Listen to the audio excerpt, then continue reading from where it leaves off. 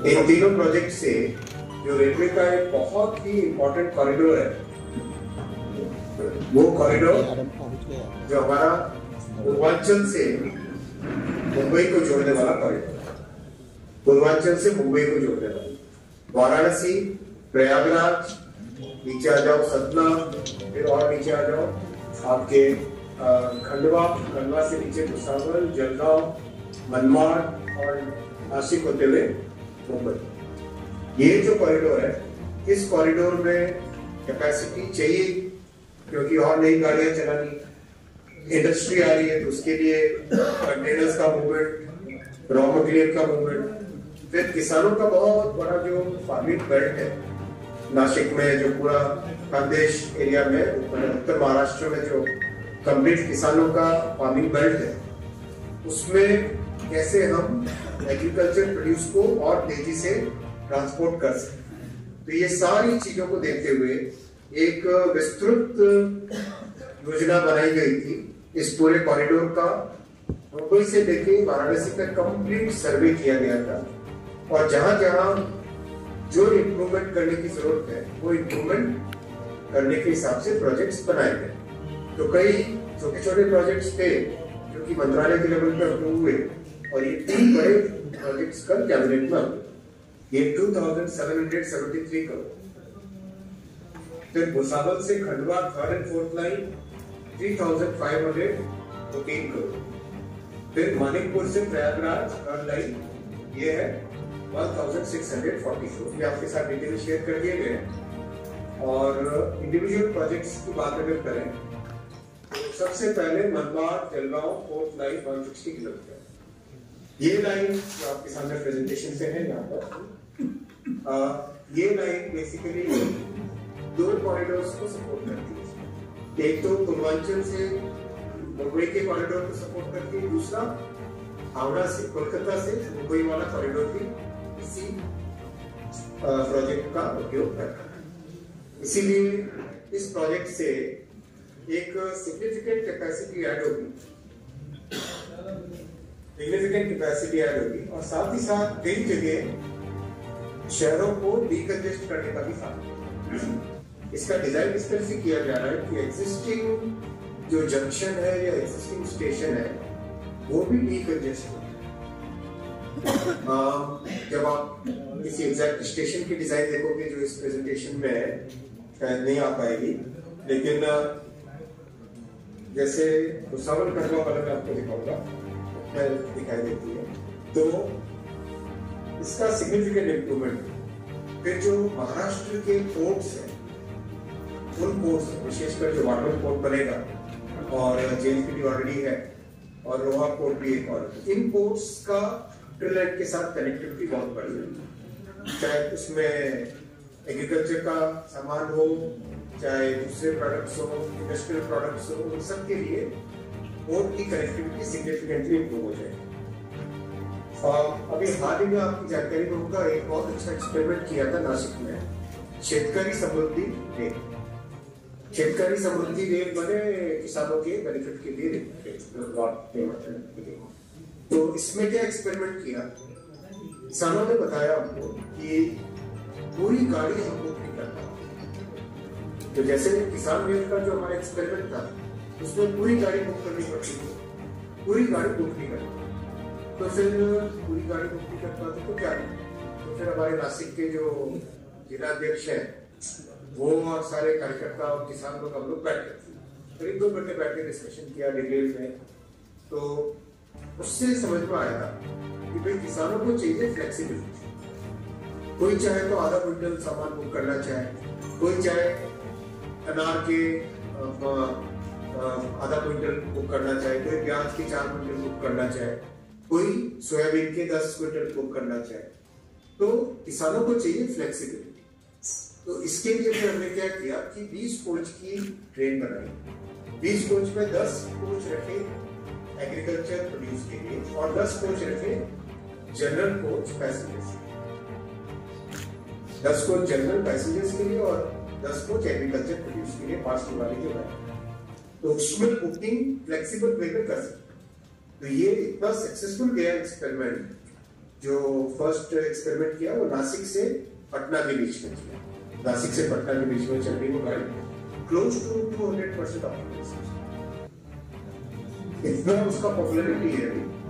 और अब किसानों को थोड़ा ज्यादा पता चल रहा है, शुरू में तो टाइम लगता है अवेयरनेस आने में, लेकिन दे आर वेरी हैप्पी। जो फीडबैक आया वो बहुत अच्छा है।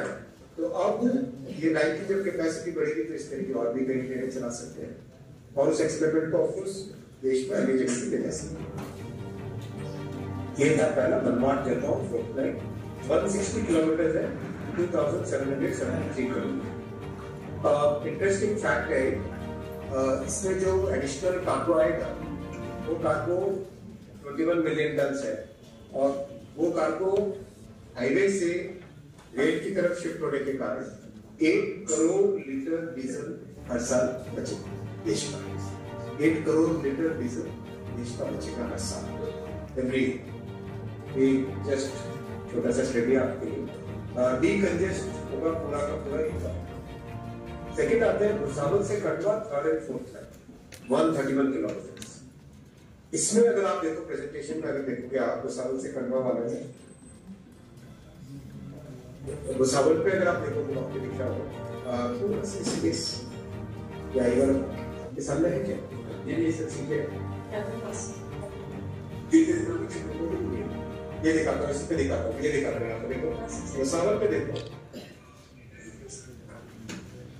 है ना, इसमें ROR रेल ओवर ये स्पीड किया है, ये वाला कॉन्सेप्ट इसमें लाया है इस कॉन्सेप्ट को, जिससे कि भुसावल जंक्शन जो बहुत इंपॉर्टेंट जंक्शन है, चारों डायरेक्शंस में जोड़ता है भुसावल। इधर सूरत की तरफ जुड़ता है, ऊपर नॉर्थ की तरफ जुड़ता है, ईस्ट की तरफ जुड़ता है और साउथ की तरफ जुड़ता है।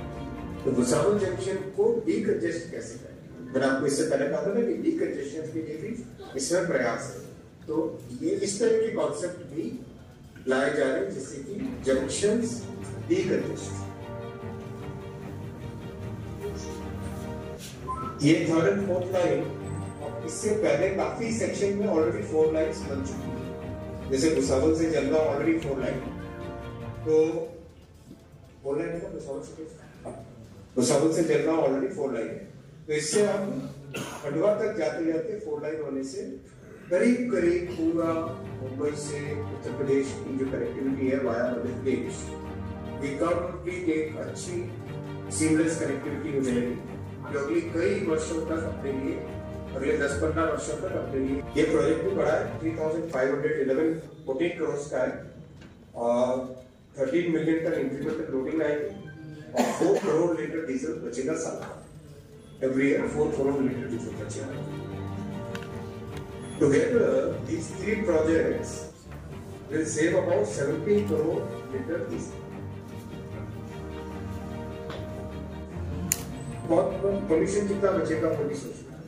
90% pollution कब होता है ट्रेन से compared to highway, 90% less pollution और 50% cost reduction. So this is very good for the overall economy.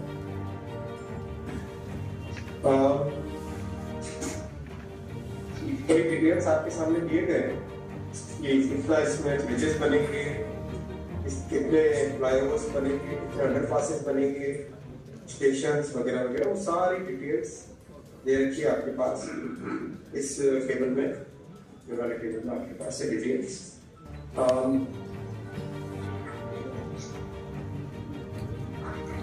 पेड़ लगाने की बात अगर करें तो दोनों प्रोजेक्ट का इक्विवेलेंट अगर लें तो हम करीब कह सकते हैं करीब 7 करोड़ पेड़ जितना कार्बन डाइऑक्साइड एब्जॉर्ब करते हैं, 7 करोड़ ट्रीज अगर लगाते वो जितना कार्बन डाइऑक्साइड एब्जॉर्ब करते उतना कार्बन डाइऑक्साइड की ऑलरेडी सेविंग होगी because of these projects.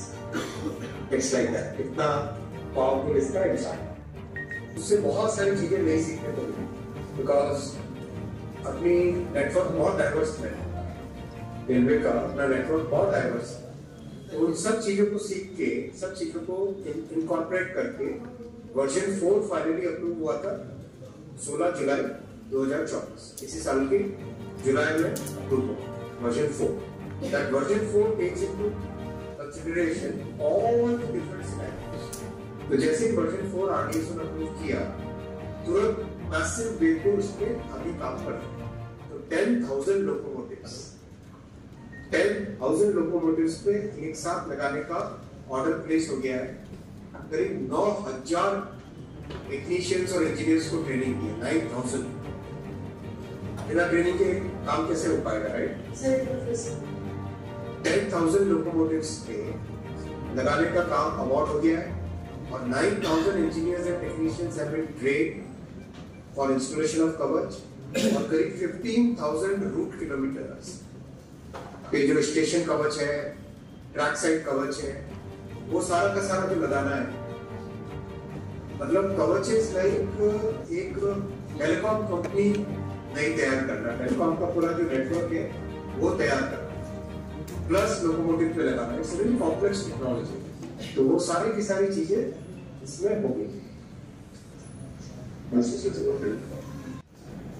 Railway अब टोटली करीब करीब इलेक्ट्रिफाइड हो गई, करेक्ट? अगर हाईवे से कंजम्पशन, रोड से जाने का जो कंजम्पशन होता है उसमें एकदम जो बेस्ट पॉसिबल माइलेज वो लेके कितना टन इतने किलोमीटर चले, तो कितना डीजल कंजम्पशन होता है और कितना टन इतने किलोमीटर इस ट्रैक पे चलेगा, इस प्रोजेक्ट में चलेगा, तो कितना सेव, उस तरीके से सर बहुत जल्दी कंसिडर किया सर। फाइनल सर्टिफिकेशन भी आएंगे उसका।